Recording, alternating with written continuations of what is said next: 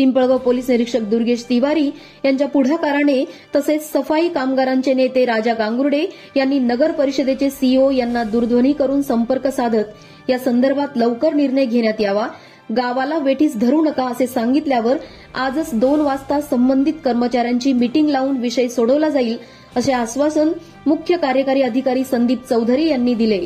त्यामुळे कर्मचाऱ्यांनी तात्पुरते कामावर रुजू होत 2 वाजता विषय मार्गी नाही लागला तर पुन्हा आंदोलन करणार असल्याचा इशारा दिला आहे।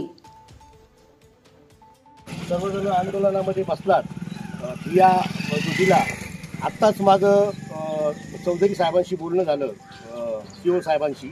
त्यांनी सांगितलं की कुठल्याही पद्धतीने गावाला वेठीस न धरता तुम्ही सफाई कर्मचाऱ्यांना स्वच्छता करायला सांगा। दुपारी 1 वाजता या ठिकाणी मुरकुटे साहेब जे आहेत ओएस ते स्वतः उपस्थितीत राहून आणि तुमच्या सर्व समस्या सकारात्मक पद्धतीने म्हणजे पॉझिटिव्हली म्हणजे सोडवणारच अशा पद्धतीचं स्पष्ट अभिवचन दिल्यामुळे आपण आता सर्वजणांनी कामावरती जावे अशी मी तुम्हाला विनंती करतो। जर 2 वाजता जर आपल्या समस्यांचं पॉझिटिव्हली निराकरण जर झालं नाही तर नाईलाजास्तव याच विषयावरती आपल्याला आंदोलन तीव्र करावं लागेल आणि याची प्रशासनाने सुद्धा दखल घ्यावी आणि पॉझिटिव्हली निर्णय द्यावा अशी आमची नम्र विनंती आहे।